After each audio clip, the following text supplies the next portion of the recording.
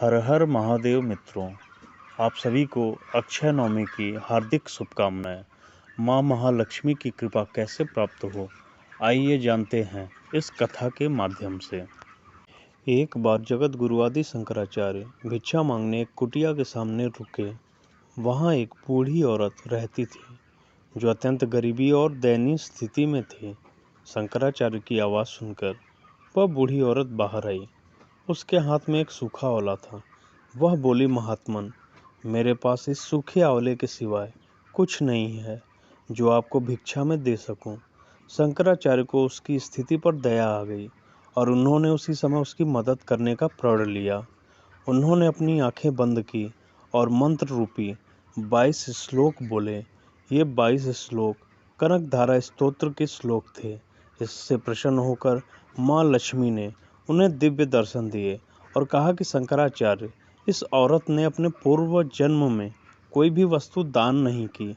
यह अत्यंत कंजूस थी और मजबूरीवश कभी किसी को कुछ देना ही पड़ जाए तो यह बुरे मन से दान करती थी।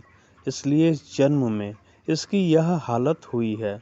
यह अपने कर्मों का फल भोग रही है, इसलिए मैं इसकी कोई सहायता नहीं कर सकती। शंकराचार्य ने देवी लक्ष्मी की बात सुनकर कहा, हे महालक्ष्मी, इसने पूर्व जन्म में अवश्य दान धर्म नहीं किया है, लेकिन इस जन्म में इसने पूर्ण श्रद्धा से मुझे यह सूखा आंवला भेंट किया है। इसके घर में कुछ नहीं होते हुए भी इसने यह मुझे सौंप दिया। इस समय इसके पास सबसे बड़ी पूंजी यही है। क्या इतना भेंट करना पर्याप्त नहीं है? शंकराचार्य की इस बात से देवी लक्ष्मी प्रसन्न हुई और उसी समय उन्होंने उस गरीब महिला की कुटिया में स्वर्ण के आंवलों की वर्षा कर दी और उस महिला की कुटिया में सोने के आंवले बरसने लगे। अतः अक्षय नवमी या आंवला नवमी के दिन यह कथा पढ़ने और सुनने का बहुत महत्व माना गया है। यह कथा सुनने से माँ लक्ष्मी अस्थायी रूप से निवास करने लगती हैं और इस दिन दान, पुण्य, जप, स्नान आदि का बहुत ही महत्व है।